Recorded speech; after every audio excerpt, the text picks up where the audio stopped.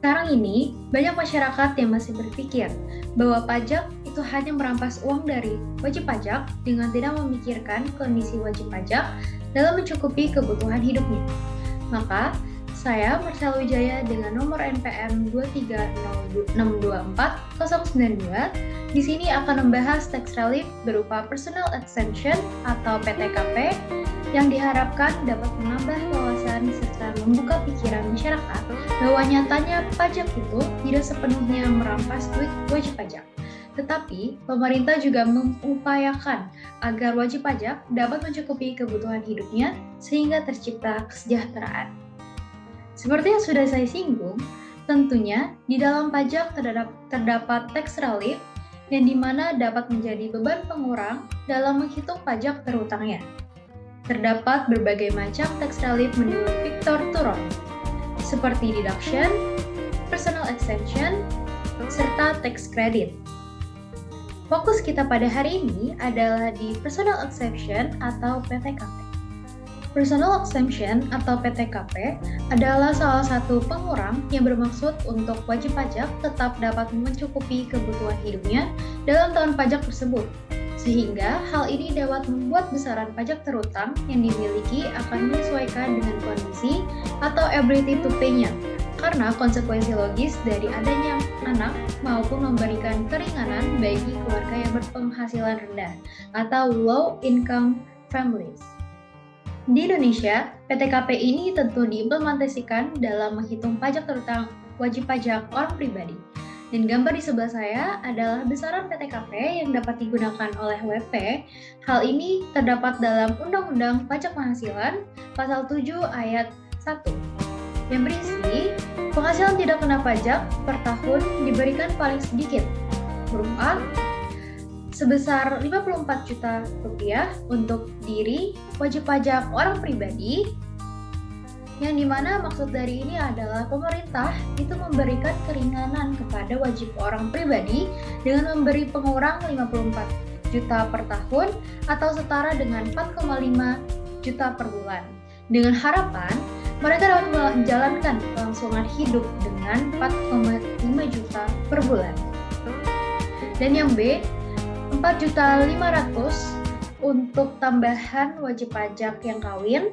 Yang C, 54 juta rupiah untuk tambahan seorang istri yang penghasilannya itu digabung dengan penghasilan suami, sebagaimana dimaksud dalam pasal 8 ayat 1. Di mana maksud dari ini adalah jika istrinya juga mempunyai penghasilan dan meminta untuk digabung dengan penghasilan suami, maka dapat dikurangi 54 juta.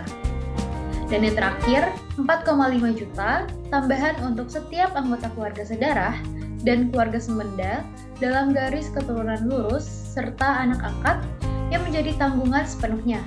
Dan tanggungan ini itu paling banyak 3 orang untuk setiap keluarga. Maka, untuk tanggungan sepenuhnya adalah anggota keluarga yang tidak memiliki penghasilan dan seluruh biaya hidupnya itu ditanggung oleh wajib pajak tersebut.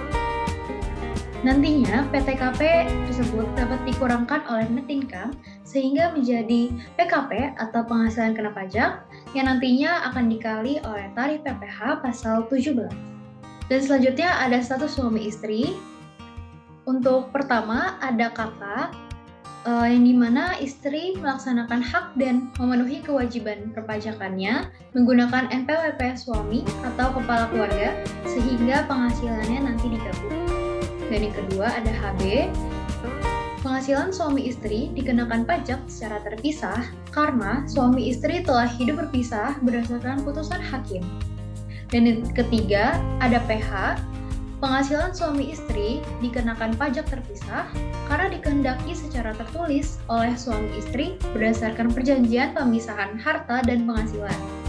Dan terakhir ada MT, penghasilan suami istri dikenakan pajak secara terpisah karena dikehendaki oleh istri yang memilih untuk menjalankan hak dan kewajiban perpajakannya sendiri. Nah, jadi kalau misalnya ada case yang menunjukkan statusnya itu PH atau MT, penghitungan PTKP di halaman induk SPT dikosongkan, sehingga ada lembar tambahan, yaitu penghitungan PH-MT untuk penghitungan PKP dan PHP.